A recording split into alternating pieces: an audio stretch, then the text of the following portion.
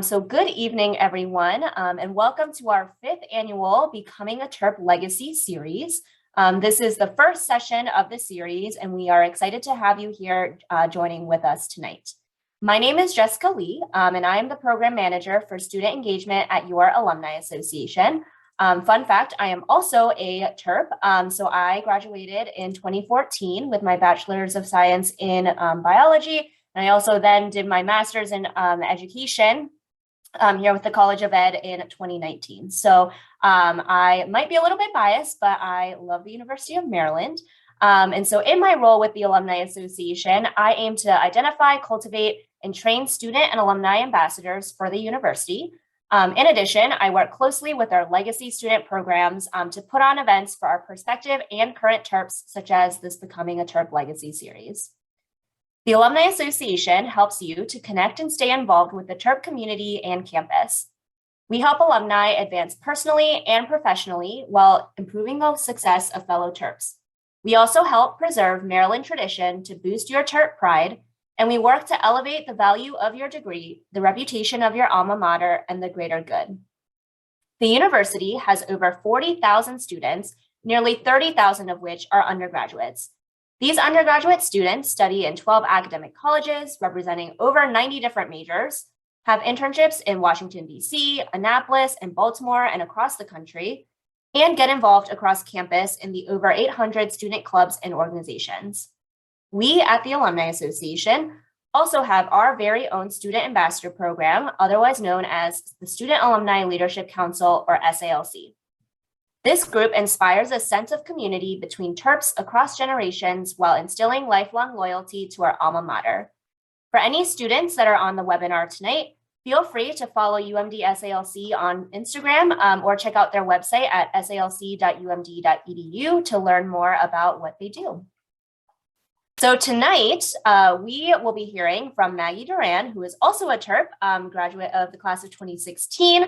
And she is a senior coordinator in the Office of Undergraduate Admissions. So we hope that you will leave today's program with an understanding of what to do in high school to be a competitive college applicant for undergraduate admissions and how to apply to the University of Maryland for undergraduate admissions using either the Common Application and or the new Standout Admissions Network. And rumor has it that the application is now live, so there is no waiting. For any students that are on the call, you can go ahead and apply tonight if you would like to. So before we begin officially tonight's presentation, I did want to reiterate a few housekeeping items. So again, please feel free to pose any questions you may have using our Zoom Q&A feature. Following Maggie's presentation, we'll be sure to answer any questions from the Q&A portion. So thank you again for being here. And without further ado, let's begin by welcoming Maggie Duran. Hi, everyone. Thank you so much for being with us tonight. I know it's a busy time of year, although I find myself more and more saying that every single time of year. But I do appreciate, you making time on a Tuesday evening to learn a little bit more about, in many cases, your own school, and for any children or dependents or, family members of those who went to Maryland. Welcome. We hope you're just as excited about becoming a Terp as we are about being a former Terps and current Terps as well. Jess gave a kind welcome to me. Thank you, Jess. My name is Maggie Duran. As she mentioned, I also went to the University of Maryland. I was originally an out-of-state student. I'm from the Garden State, the great state of New Jersey. As you know, a lot of our alumni base is there as well in the Northeast. So shout out to our Northeast Terps. My younger sister also went to the University of Maryland, as did my partner. So we really consider ourselves a Terp family. So, on a personal note, really outside of a professional role as well, I'm really, really, really excited about tonight. And that it's the 5th year. That feels like a little bit special that we have something to celebrate here. We're going to jump on in and talk a little bit about Maryland by the numbers. I'll tell you the truth, tonight I am going to focus a lot of our time on speaking about the admissions process because we're all a little bit biased on the Zoom call. All of us have some connection to the University of Maryland. So I'll focus our time not so much on selling you on Maryland, but instead a little bit on clarifying and helping navigate our admission process. But some of the important numbers I want to hit on the head here is 30,000 undergraduate students. That's a lot. A big theme you're going to hear from me tonight. And certainly if you are, speaking with any current students at Maryland, if you come join us for a tour, a big theme you will hear us repeat over and over again is though Maryland is such a big institution, there are so many ways to find your communities and your groups on campus. I certainly cannot take credit for this saying. I heard it back when I was going through my college search. Um, excuse me. But that is, you can always make a big school feel small. Again, find those communities, those opportunities for mentorship, that close-knit feeling in the classroom, outside of the classroom.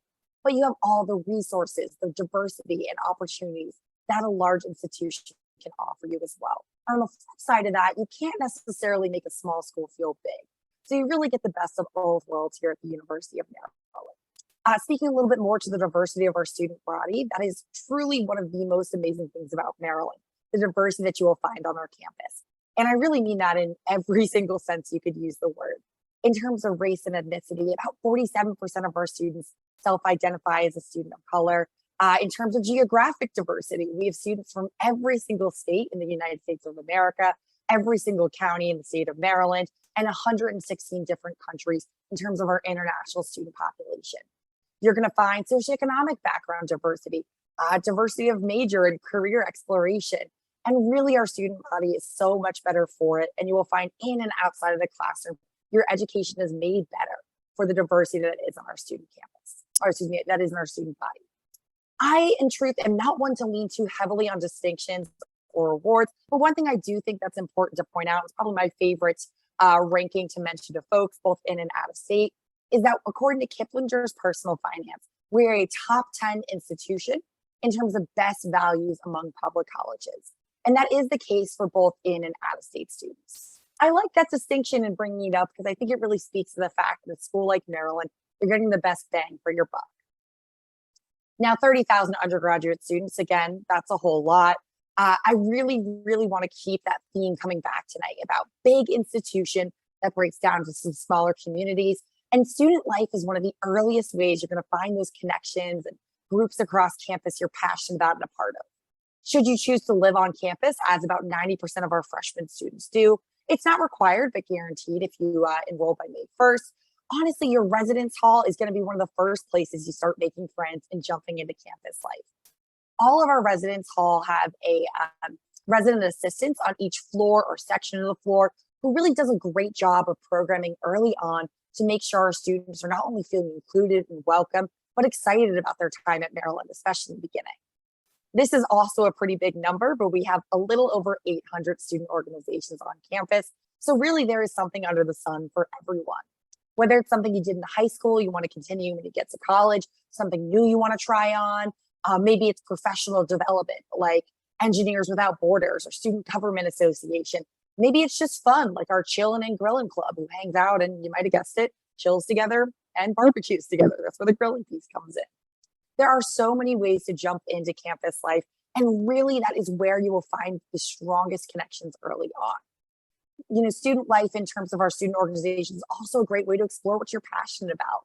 Maybe you want to develop your leadership skills or really explore an area of interest that might be something that you want to go into for graduate school or for a future career. There are so many ways to develop your passions here at Maryland. And though 800 is a pretty big number to navigate, we do have what's called the first look fair at the beginning of each academic year and the second look fair at the beginning of each spring semester. This is really a chance for all of our different organizations and programs to get out there and to recruit our students. For freshmen, it is not uncommon for them to, sign up for 25 email listservs and go to 15 first meetings before figuring out from there, what are the things you'd really like to narrow your focus on and explore at your time here at Maryland. In terms of athletics on campus, good to know we are a Division I institution. For many of us on the call, myself included, you might have been here when Maryland was a part of the ACC.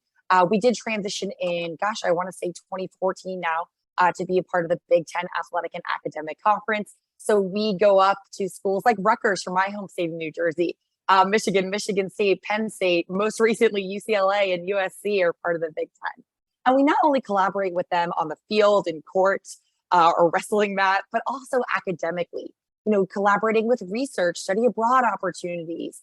So really this collaboration with the Big Ten benefits our students really across campus. Now, in terms of our location, odds are if you're tuning in tonight, roughly know where we are, but we are situated in the heart of the Mid-Atlantic. I think when we talk about location, it's really good to think about access no matter where you're coming from or where you're planning to go.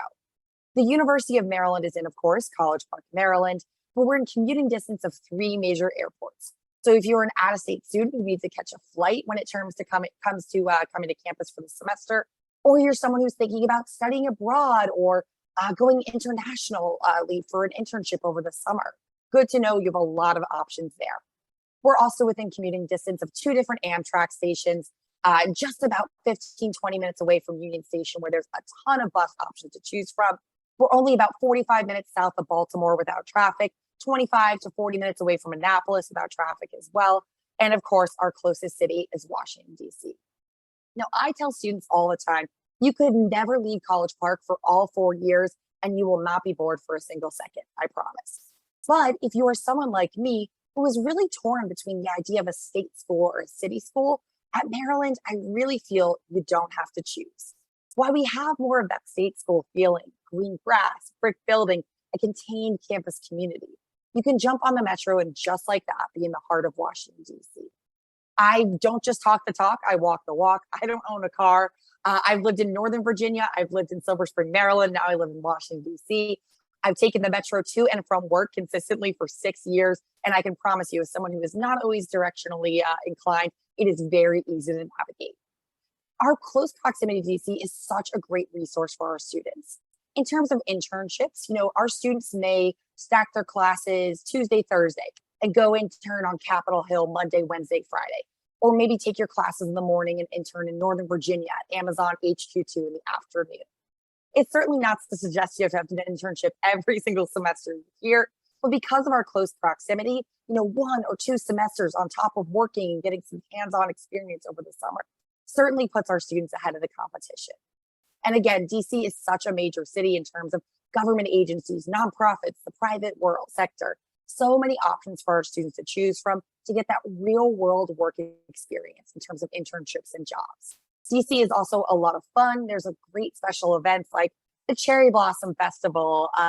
There's a barbecue competition every year on the National Mall that I always love going to. Great restaurants, great museums. Again, all that a major city can offer you is at your fingertips as a Maryland student. But you really get the best of both worlds. Sitting, in a gorgeous campus with a strong, rigorous curriculum, but all the benefits of a city school in your back pocket as well. Now, of course, academics are going to be a very important piece of the puzzle when we think about our 4 years of college. Now, I didn't list every single major individually because we offer a little over 90, so that'd be a whole lot to list up here. But we do have 90 different majors divided into 12 different schools and colleges on campus. You can see a list of all these majors on our website, admissions.umd.edu, and I'll be sharing that link at the end of the presentation as well. But another reason I like to list them in this format is to again show, though we are a big institution, there are so many ways that Maryland breaks down into these smaller communities. Now, we are all University of Maryland students and staff, but you might also be a student in the College of Education or the School of Public Policy. Within your school, within your college, within your major here on campus, you get to know the professors that you're taking classes from, the advisor who are specific to your program or your major, getting to know your peers in the classroom and in maybe some organizations that are related to your major outside of the classroom. But you're still within the context of a large university with all that great diversity, resources, and opportunity as well. Now, good to know if you're someone who is between a few options or is completely undecided, that's A-okay. We still have an academic home for you here at the university. Students who are undecided will join us as a part of Letters and Sciences. This isn't a degree granting program, but instead our undeclared undecided advising track. So you will still have an academic advisor to help you with things like selecting your courses for each semester, but they also do a lot of great programming to figure out, where is it that your passions lie? What lights that fire in your stomach? What gets you excited? Things like a major fair, where they might have representatives from all different majors come into a big grand ballroom on campus and talk about, not only what kinds of classes they offer, but where do their graduates go? So often we think about things like one of my majors, English. That is a great thing to study. I really enjoyed it. And for a while I thought, oh, the only thing you can do with that is going to being an English teacher. And absolutely, that's a great career. But here I sit in front of you, someone who works in higher education and college admissions. With all of our majors, there are so many different pathways and careers and directions you can go. And our advisors, not only in letters and sciences, but across the board, are really going to help you discover what it is you're passionate about and what academic program is going to be best fit for you there. If you are someone who is interested in maybe double majoring or minoring across different schools and colleges, absolutely. We have tons of students who graduate with a double major, double minor, sometimes a triple minor as well. You can't formally enter the university as a new freshman or transfer student with more than one major or a minor just yet, but as early as your freshman year, depending on the program, you can go ahead and declare this. Now, some programs on campus are what we call limited enrollment programs. I can be the first to admit a word like the limited can have such a negative connotation, but I promise you, as we start to flush this out, it makes a little bit more sense and is a whole lot less scary. Essentially, the programs I have listed in front of you here are what our most popular majors and programs have been over the last 5 to 10 years or so. Now, because these majors are so popular, we just have to limit how many students are enrolled in each of them each year and semester.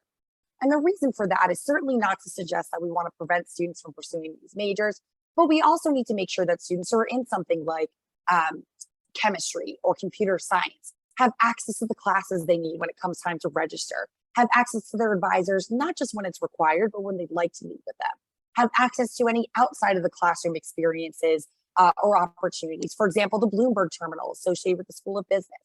And again, to make sure that students in these programs have the ability to access all of the above I've just mentioned, we just have to limit how many students are enrolled in each program. So that's where that title comes from. You may hear myself or any of my colleagues, should you chat with anyone else in my office, refer to them as LEPs for short. Now, what you really need to know when you're applying to the University of Maryland as either a freshman or transfer student, first and foremost, is that we review for admission major blind. So when we sit down as an admission committee, we are looking at Maggie's application, as a fit for the whole University of Maryland. I'm not paying any mind to if you applied to an LEP, to a non-LEP, or if you're undecided. And a little bit of the reason and rationale behind that is students change their minds, and that's okay. We certainly wouldn't want to be in a place where you come in as a computer science major and change your mind and you're not allowed to. So we review for admission major blind. Now, first, again and foremost, the admission committee is going to review my application. If they say yes, again, not paying attention to the major that I've listed as my first choice, and my major is one of these limited enrollment programs, there may be an additional review of my application. So for freshmen, that is going to be looking at, a committee of folks either from that department or some folks from admissions as well, who are going to review your application with a lens specific to that subject area. So you think of something like computer science, for example, we're typically going to be taking a little bit more of a STEM-focused lens to your application. Math and science can be such an important part of an area of subject like that. So often that's what we're focusing on at that point. Now, what that committee for that LEP says doesn't have any bearing on the admission decision. So if they say yes to a student, that means that student's admission letter will say, congrats, Maggie, you've been admitted to the University of Maryland. You're going to be a computer science major. If that committee for that major says no to my application, then my admission letter might say, congrats, Maggie, you've been to the University of Maryland, and you're a part of letters in sciences. So again, that's that undeclared, undecided advising track we talked about just a moment ago.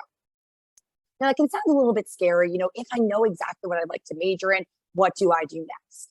That is certainly not the end of the road for our applicants. If you are not directly admitted to your first choice of major, you are able to apply one time as a current Maryland student. Good to know, and truthfully, there's a little bit more in the weeds than you have to worry about just now. For all of these programs, except for one, always got to have an exception to the rule, it has what we call a non-competitive review for current students. That means if you meet the minimum requirements and apply on time, you're going to be admissible to that major as a current Maryland student.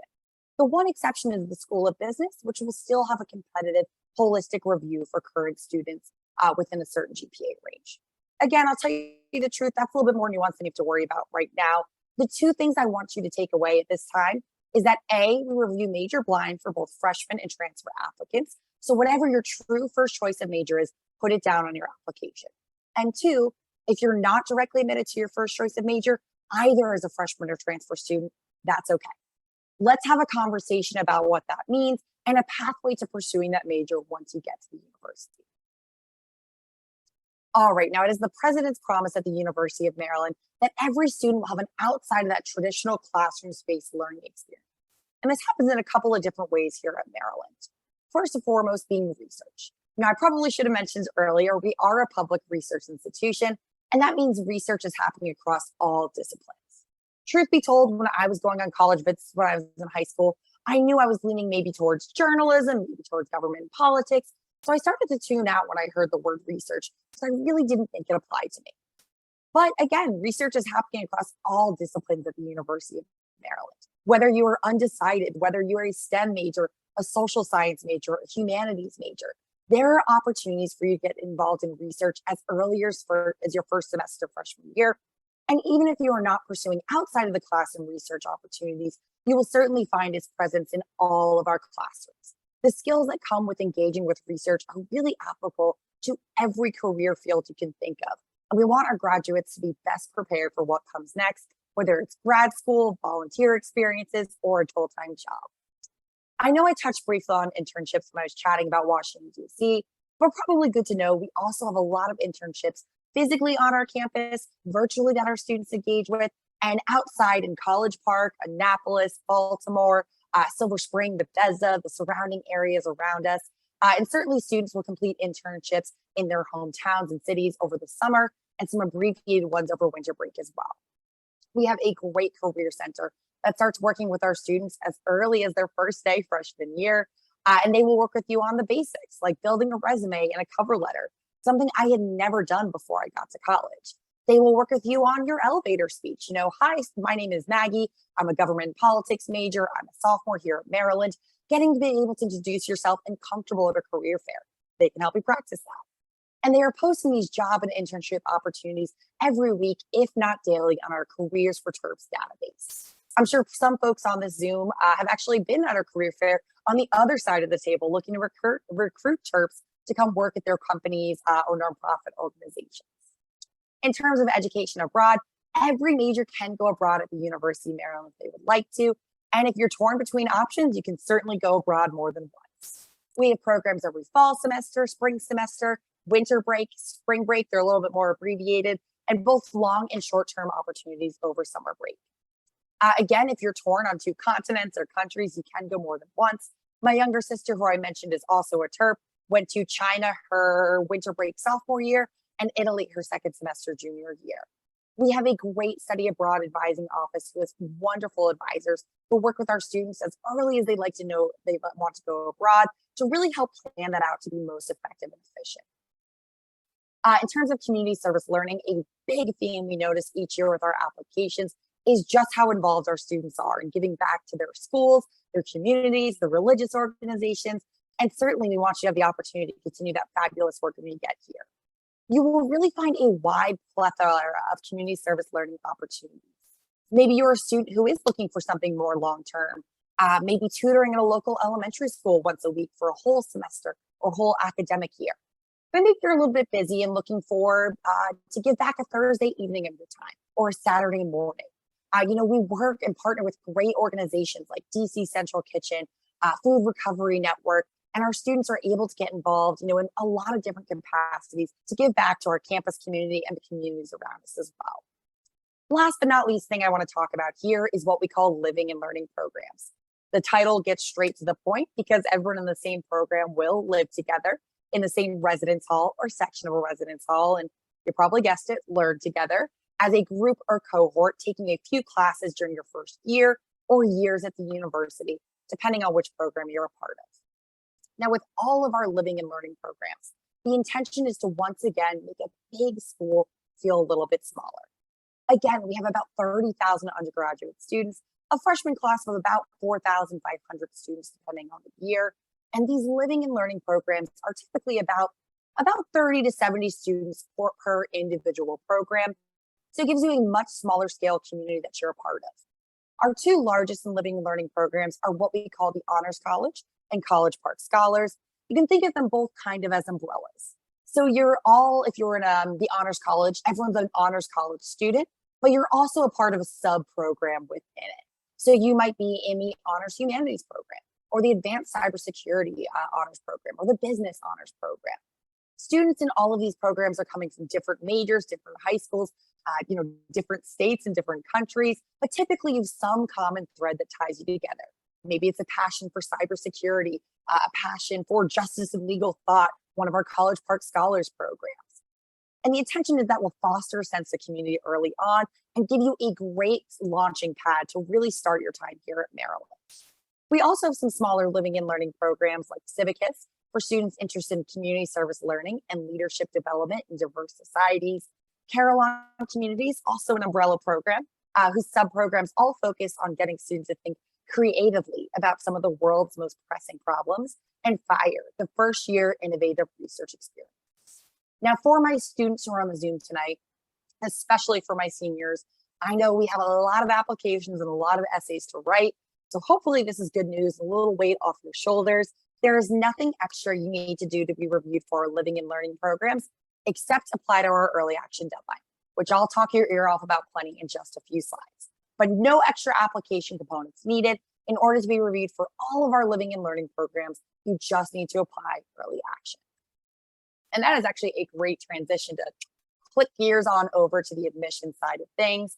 Again, I know we have some experts on the Zoom about the University of Maryland. Odds are, if you're a high school student joining us tonight, you probably have a connection to the university during a family or friend member. So let's focus a little bit more on the application process now. One thing I do want to mention is that everything I'm about to share on the slides in front of me is on our website. So don't worry about taking screenshots or jotting down notes very quickly. You certainly can access it on our website whenever you would like. Now, for freshman applicants in the University of Maryland, we have two different application platforms that you can use: the Common Application and the Standout Admissions Network. For transfer students, you can only use the Standout Admission Network. We're not on the Common App for transfer students at this time. And both are exclusively online. So I know for some of us on the Zoom, we filled out college applications by hand and mailed them back, but everything is primarily online these days, and the application is exclusively online. I won't talk too much in detail about the Common Application or Standout College Admission Network, but good to know the Common App has been around since about the mid-70s and has almost 1,000 schools on it and a lot of great application resources. The Standout Admission Network is relatively new. This is our first year on it, but has some great tools like the virtual locker. You can kind of think of it as a Google Drive for college materials, and some collaboration space you can use with a college counselor, a parent, a peer, a mentor, whoever it may be. I'll tell you the truth, between Common App, which is Standout Admission Network, we don't have any preference. So for freshmen, whatever works best for you works best for us. For transfers, again, you'll need to use the Standout Admission Network, but freshmen, Common App, Standout, whatever works best for you, fabulous. I typically tell students, whatever you have the most overlap with will probably make your life easier. So if you're applying to 10 schools and 7 of them are on Common App, probably works best to apply to Maryland that way as well, and vice versa with Standout Admission Network. Now, every year when we sit down as an admission committee to review applications, we have a lot of goals in mind. We want to build a freshman class that, of course, is prepared to succeed at Maryland, and is academically talented, that has unique skills and perspectives that they're bringing to campus. A class that is diverse and representing the world that we live in, and certainly in the state of Maryland as well. And with those goals in mind, there are 26 different factors that we consider for admission. Now, again, I do want to note these 26 factors are available on our website anytime you would like to take a look, 24 hours a day, 7 days a week underneath Apply, as well as our admission philosophy and goal as well. Now, I won't read these all out to you individually, but as you're reviewing them on your screen, or as you're getting closer to applying, or 2 or 3 years from now, if you're a little bit further out in the application process, something you will start to notice is about a third of these factors are academic in nature. For us, a student's previous academic work can be a big piece of the puzzle on how they may or may not succeed when they get to the University of Maryland. Now, outside of those academic factors, you can see we are looking at a whole lot. Helpful probably to know that this is not a rubric, nor is there an assigned percentage each of these factors matter. Because the truth is, no two students, whether they're from the same state, the same high school, or really even the same household, have the same story and have the same perspective. A lot of these factors come down to context, looking at you in the context of your own experience and story. I think a helpful example for this bit of a sliding scale can be thinking about something like extracurriculars activities. We might have student A over here who is super engaged in extracurriculars. And of course, we absolutely love to see that. But maybe we have student B over here in the middle who, isn't engaged in any extracurriculars whatsoever because maybe they work 20, 25, 30 hours outside of the classroom to help support their family or save up for college, whatever it may be. And they're, of course, using their time valuably, just as student A was. Maybe student C over here on my right-hand side doesn't work and doesn't have any extracurriculars, but has a special role at home. Maybe they take care of a grandparent every day after school. Maybe they pick up a younger sibling and help them with their homework and get dinner on the table. All three students spent their time very differently, but in a way that we view just as valuably as each other. So though extracurriculars might not be a big part of your story as student B or C, or maybe work experience isn't a big part of student A or C's story, these factors can really fluctuate with how big a part they are of your perspective. And again, anytime you would like to take a look at these, you can do so on our website and really give you a sense of all the things we're thinking about when we sit down as an admission committee.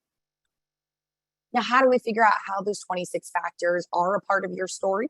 We use a couple of different documents and application components to really get to know you as best we can over the course of a few months. Now, the first and foremost is the application itself. Again, for freshmen, we accept either the Common App or Standout College Network. For transfer students, just Standout College Network application right now. Within the application, you'll report some of your basic demographic information, your name, your date of birth, where you went to high school, where you live right now, all that wonderful information. And it's also, you'll be able to include your personal essay. Now, good to know the University of Maryland does not have an additional essay requirement beyond the Common App or Standout College Admissions general essay requirements.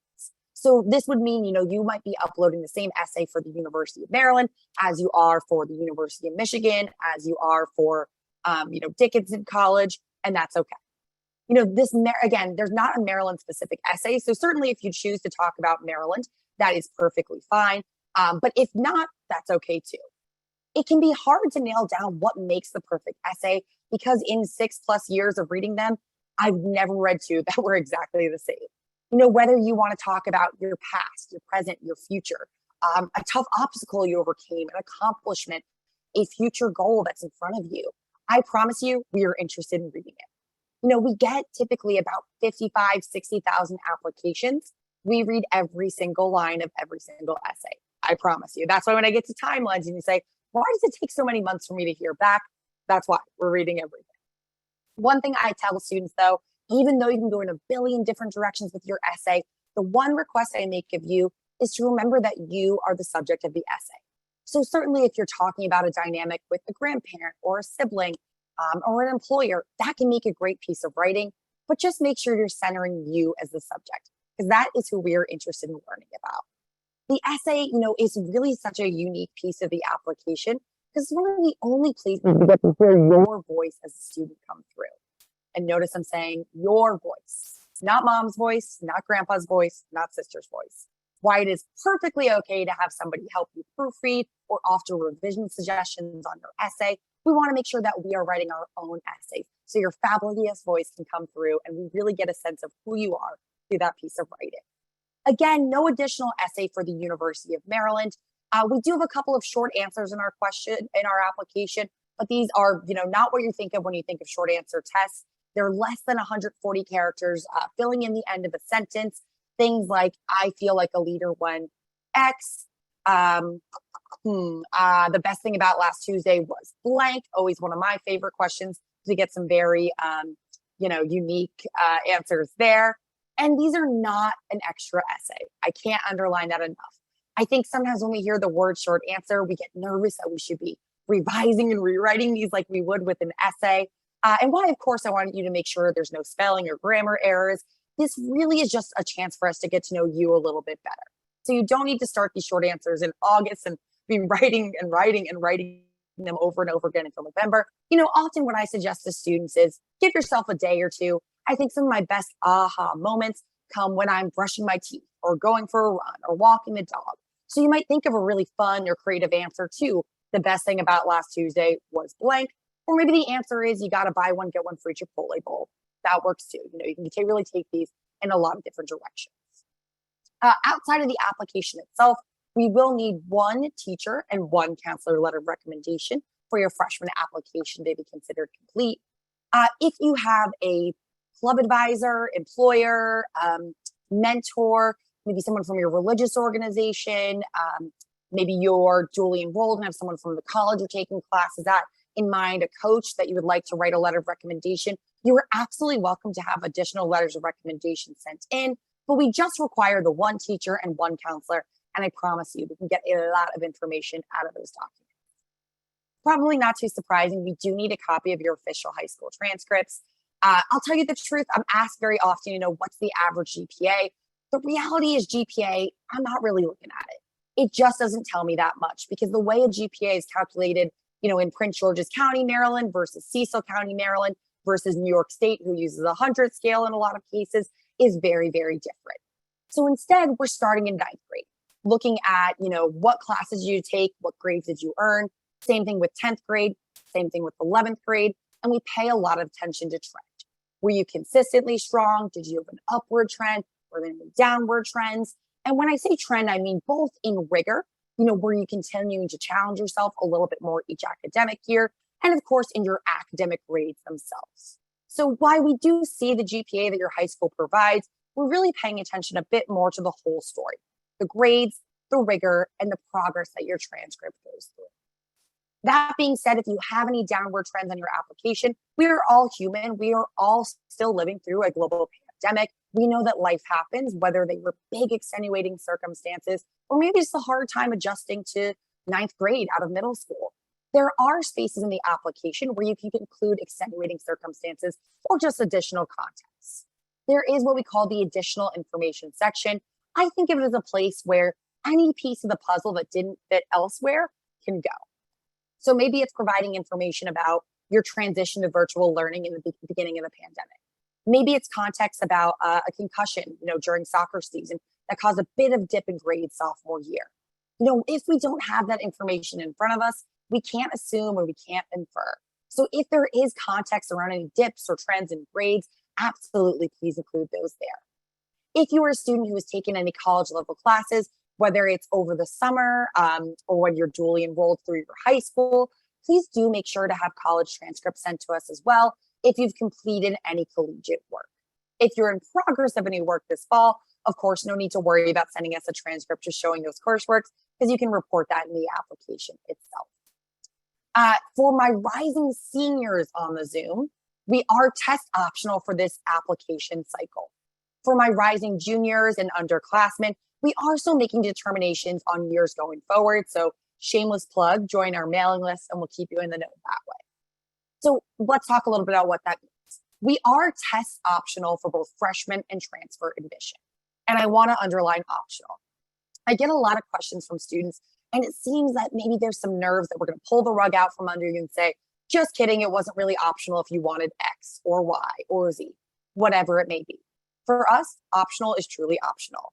There really isn't a case where I'm putting student A and student B next to each other ever to say who's in and who's out. But if there were the case, I'm not saying this one has test scores and this doesn't. So that's going to impact the decision. The way I think about it is like this. Let's say you're sitting in your biology class in high school and you have 5 exams that make up your final grade.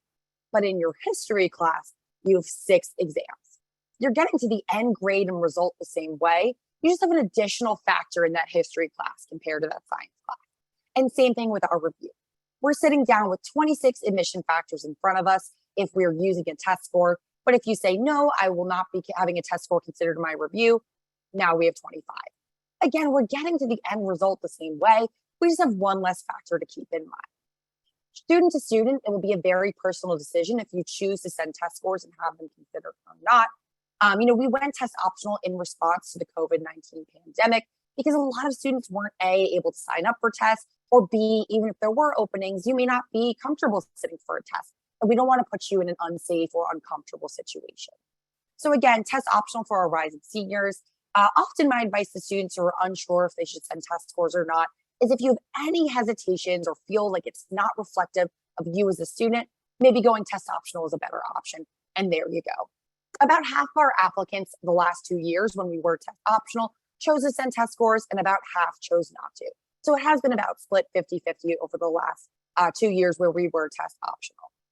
One thing that would not be optional would be proof of English proficiency if you are a non-native English speaker. If you are a non-native English speaker, we may need either the Duolingo English test, an IELTS or TOEFL exam as well.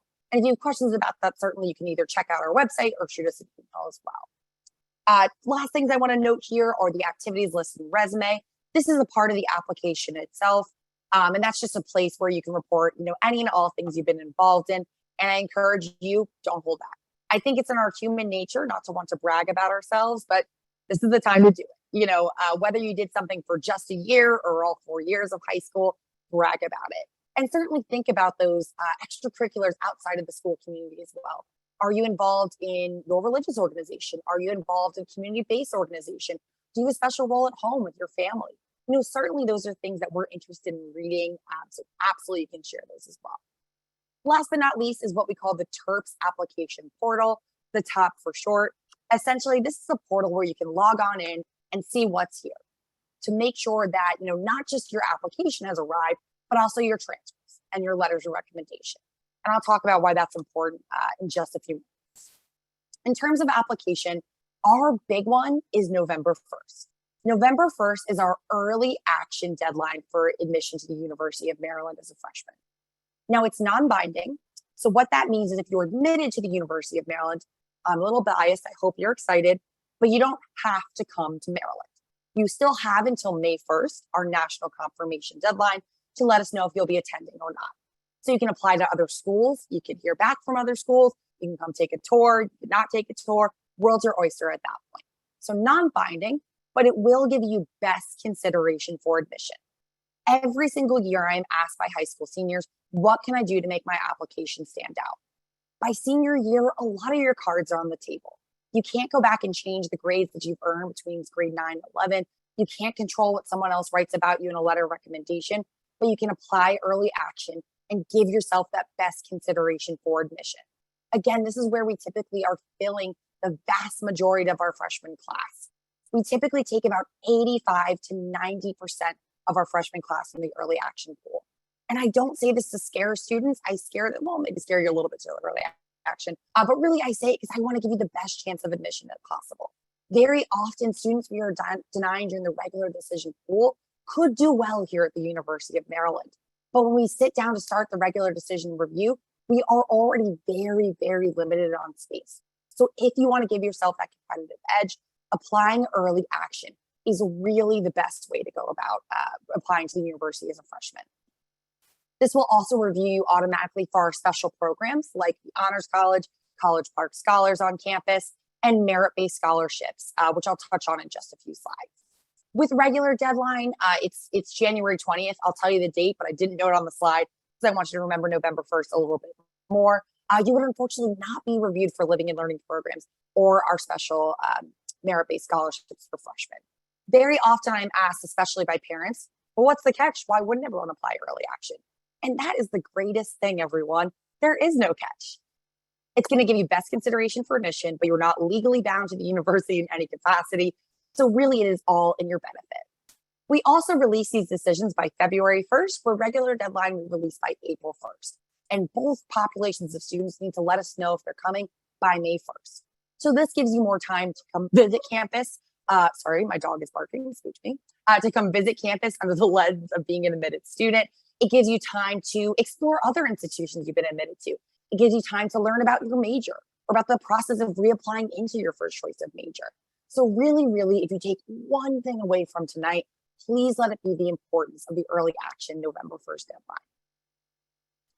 Now, some of this probably seems fairly obvious, but to do my due diligence, I have to go over it.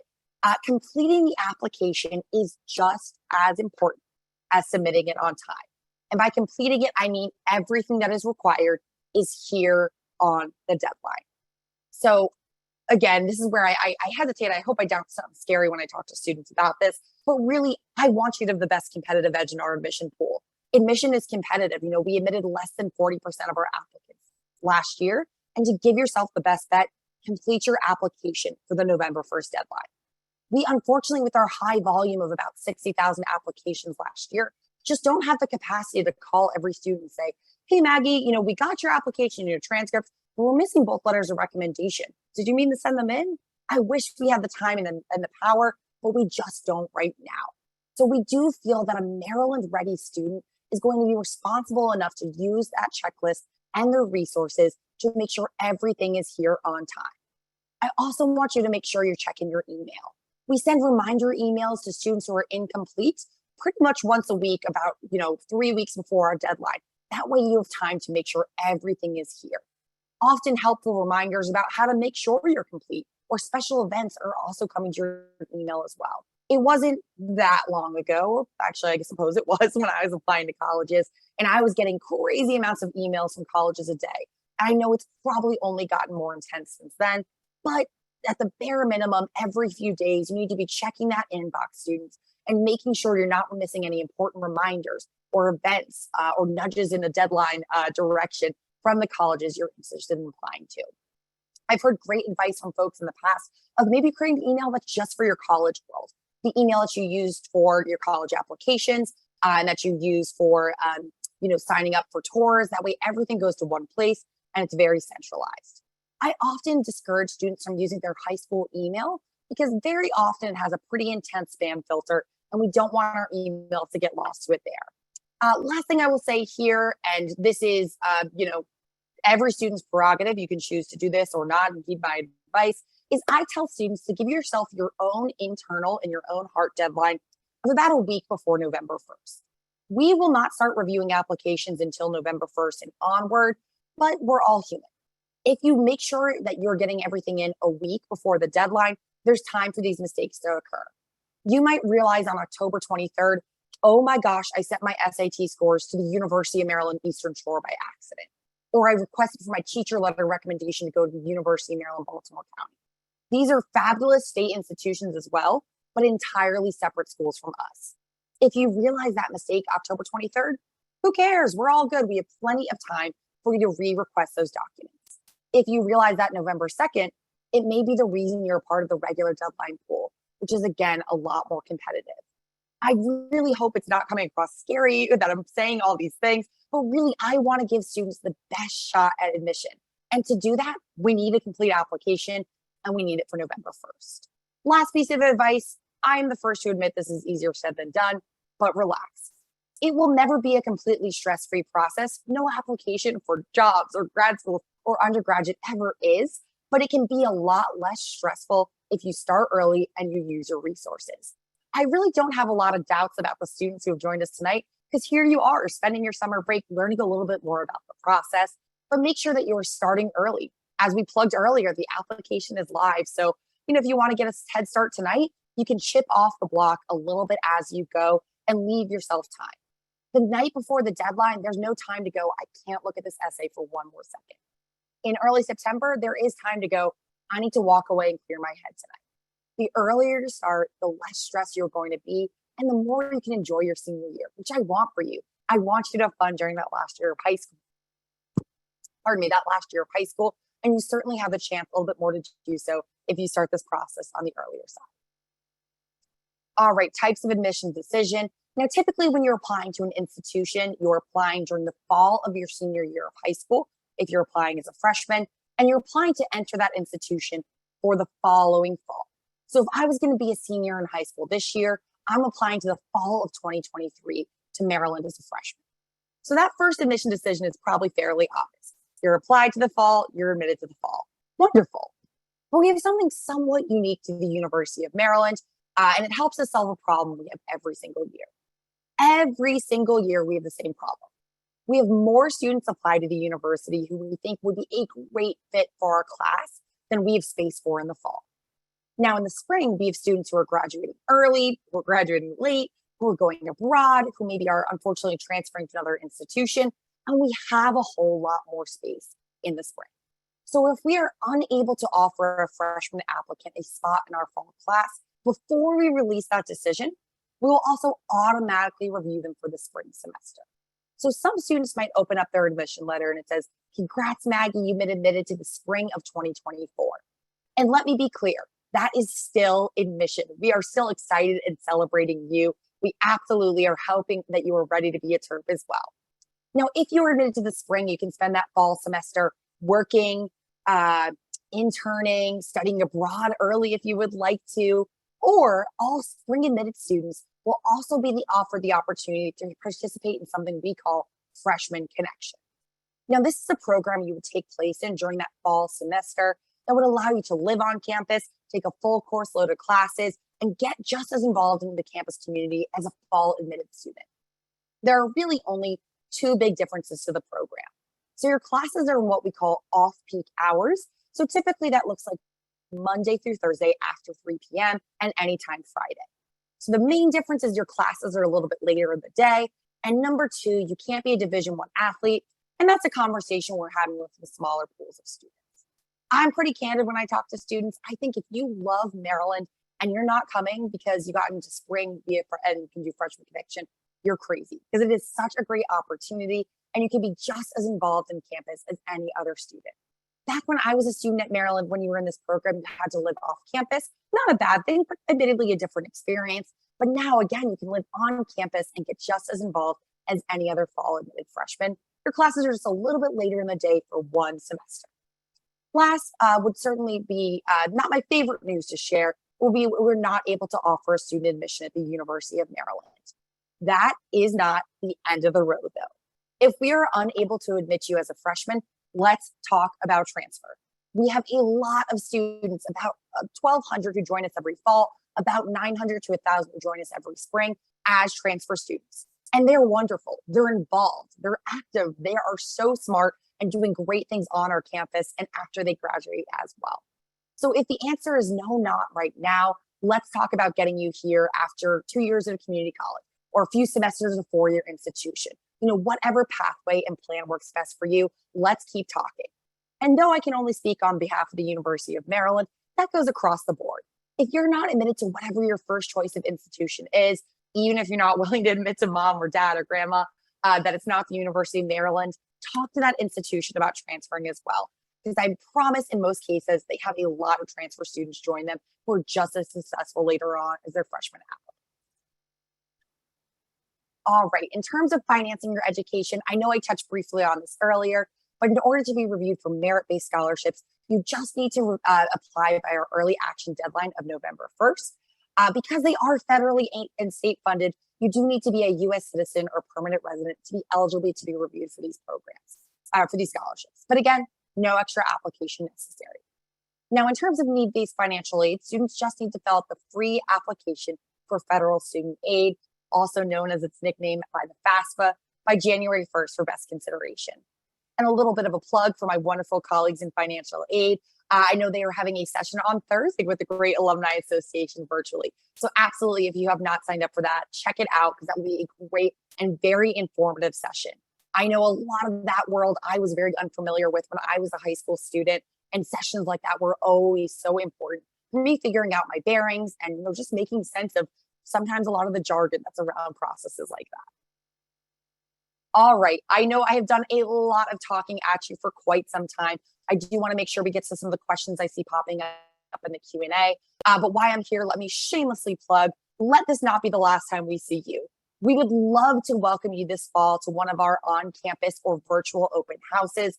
Registration should be available in early to mid-September at admissions.umd.edu.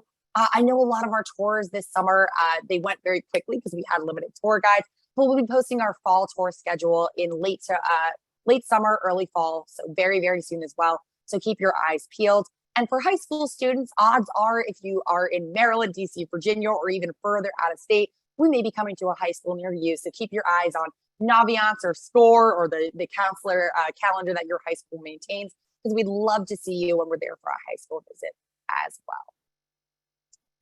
Great. Thank you so much, Maggie, for some helpful information about the undergraduate admissions process. So we will now open the floor for questions, and I know that there are already questions in the chat, so we'll just go ahead and start reading them off. So one of the questions we have here, what is Maryland looking for in the Common App essay? How focused should it be? One experience or several linked? Yeah, that's such a great question. Thank you so much for that, Jeremy. Honestly, there is no perfect cookie cutter format for the Maryland essay. I would say what I want more than anything is to learn something about a student I wouldn't know from reading the rest of the application. I don't just retell me your resume. Don't just retell me your transcript from the classes you took. Use it to tell me something I wouldn't know otherwise. On the sense of how focused it should be, I always advise students, I would focus on one or two things at most. Because if we're in 3, 4, 5, 6 subjects, things can get lost in the sauce. And you really only have so many characters to get that into us. But as long as you're the subject of the essay and we're learning more about you, I promise you we're interested. I think there's a lot of pressure to have the perfect college essay. To me, the perfect one is something that is telling you more about you and I'm hearing it from your very own voice. I think starting early can help with that too. Again, pushing for doing things early.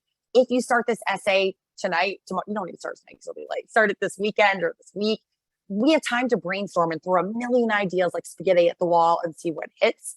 When we start this in mid-October, we're on crunch time. So starting early will really, really give you time to find your voice and figure out what piece of writing works best for you.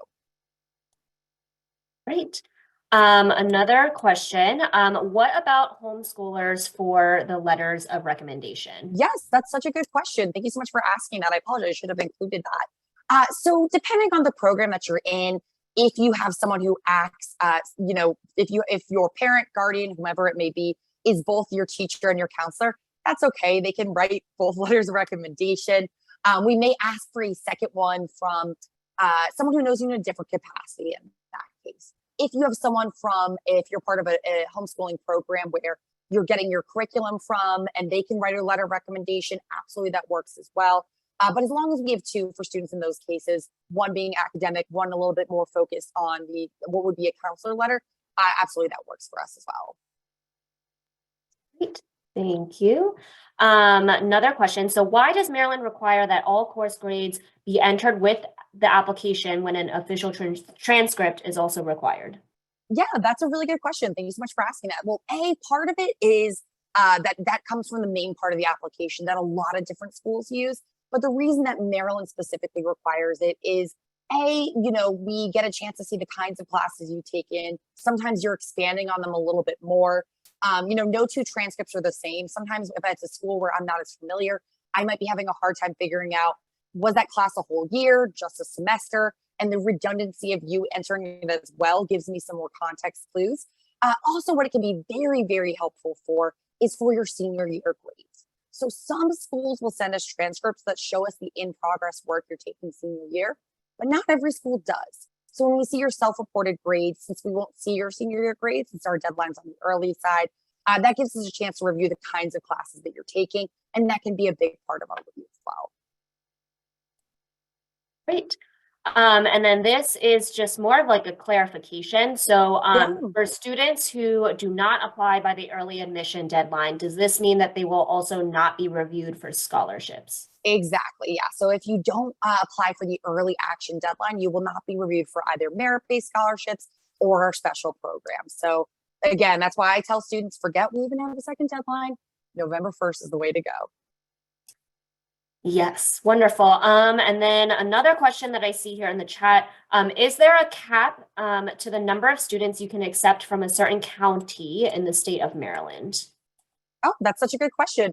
So no, we don't have any quotas per high school, per county, per geographic region.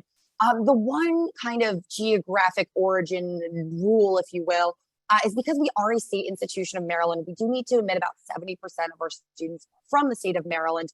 But the good news is the way the numbers work out, in and out of state admission is equally competitive. So you're not at a disadvantage if you are from out of state, if you're from in state, and then tying it back to the original question, no quotas from any specific counties or high schools. Of course, we want to see students represented from across the state of Maryland, from the whole United States of America, from the world. But we don't have any specific quotas. We might admit 100 students who apply from the same high school that year, maybe admit 90 the next. It's really depending on who's in the admission pool about. Great. And I know test scores have been optional for a couple years, but someone has asked, what are the average SAT scores? Yeah, absolutely. So last year, our middle 50% on the SAT was between about a 1350 to a 1530 on the inverse on the SAT, and a 34 to 35, I'm sorry, 33 to 35 on the ACT. Those are high. I want to recognize that. And also mention that when you go test optional, stuff skyrockets. Because a lot of students in the past who maybe, that average would have been a little bit lower are choosing not to send their test scores. So that's no longer included in our average. And I believe in September is when we will have those new averages up there, when we've wrapped up the whole process, and as the institution, all that new data hits our website. We'll sneak peek. And I don't see any other questions. Just one just popped in. Great question. Is there any preference given to alumni children or any additional ways to connect and engage as an applicant when you have alum parents? Yes, that is a good question. And every year I have the unfortunate role of informing this specific group that no, having alumni parents is not something we actually consider in our review. So students out there, don't worry, you can rest very assured you were admitted entirely on your own merit. So of course, we love our alumni. I love that you are all joining us here tonight. I'm an alum myself, as I mentioned. We love seeing you at tailgates and open houses, but not something that we are, considering in our admission review. Not one of our 26 factors, I should say. Right. And I think I see two questions mostly about SAT, and they're kind of around the same topic. So if you don't fall in the average for test schools but are close, should you or should you not submit them? So I think the questions are kind of around, like, at what point should you suggest maybe not submitting scores if the scores are really high in terms of the averages? Yeah, again, it's hard because it's going to be very personal student to student. For some students, and I won't even use a number as an example, X score would be really, really reflective of their academic potential. And for some students, it might tell a very different story than their transcript. So it's going to be very personal. It's good to know that these are used through every part of the process. So if you choose to use scores or choose to have them waived, not to use them, we're going to use them not only for your admission review, and those are the averages I shared, but also for the honors college and merit-based scholarships. So if you feel like you're below those averages or they're not reflective of your scores, then maybe going test optional is a good choice, especially if you're thinking about some of those competitive reviews like the honors college on campus. Right. And how many panelists review each application? So I'm assuming that means kind of admissions counselors, or how many folks read one application? Yeah. It'll vary a bit application to application. I would say at minimum, each application is probably being reviewed at least 4 or 5 times. If not at first by the admission committee, we're also, as we're doing reviews for special programs, for merit-based scholarships, we're continuing to look at those applications. So they're looked at probably, if not 5 times, north of that to maybe upwards of 10. They're looked at several times throughout our process. And probably good to know, I should have mentioned earlier in our presentation that we have a pretty large admission committee that's relatively diverse as well.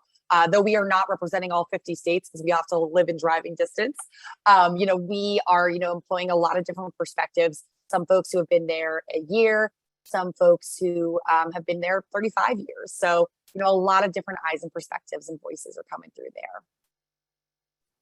Right. And then I see 2 additional questions. Can you still join the Honors College if you do not apply by early admission? Good question. So if you do not apply for early action, but everyone on this call is going to do it, so all good. You cannot be reviewed for it as a new freshman as a part of that living and learning program. They do have an application process for current Maryland students.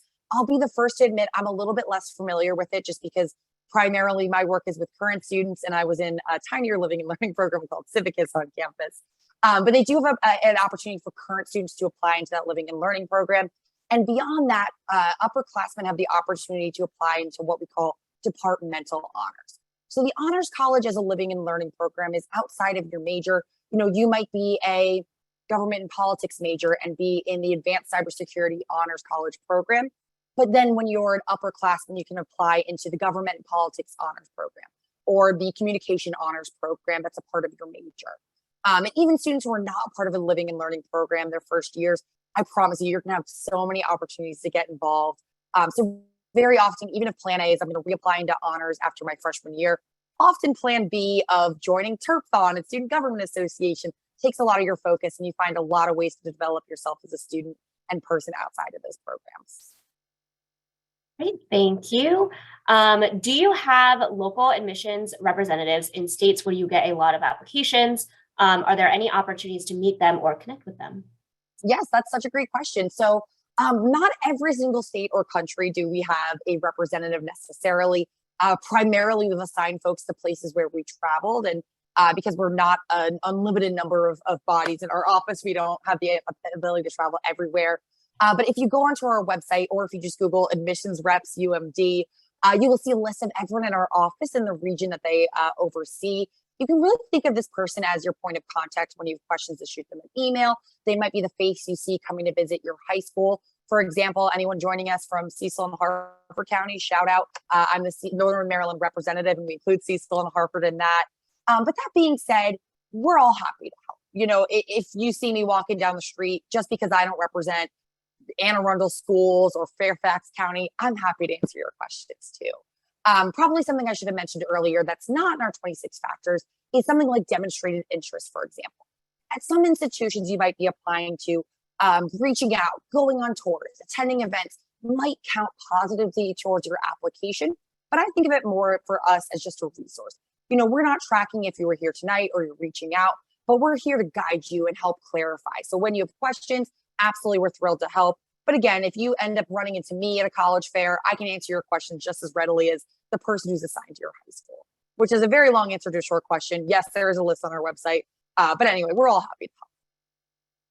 Great. And I think the last question that I see here, which I'm not sure if I'm interpreting this correctly. So if the person is still here, feel free to clarify if I'm not interpreting correctly. I think I got it too. Don't worry. Yeah. So about spring admission for LEP programs. So I think just generally wondering how that works. That's a really good question. So you're the right person to ask because I have a pretty big hand in that process. So for our competitive LEPs for freshman admission. So that's going to be anything in the School of Business. That's an LEP.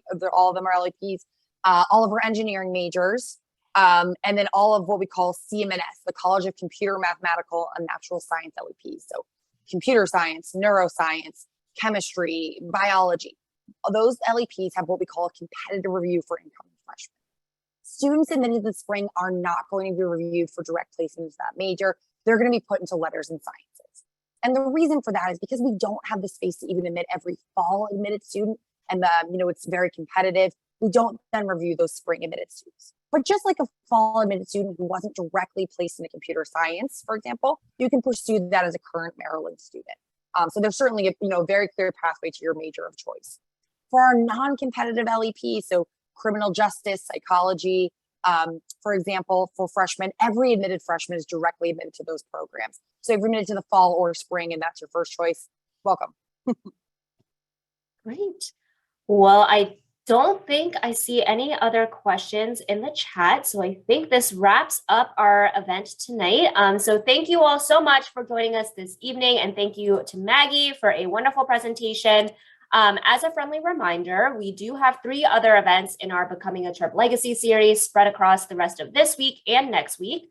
So our next one will be this Thursday evening, also at 7 p.m., featuring the Office of Financial Aid.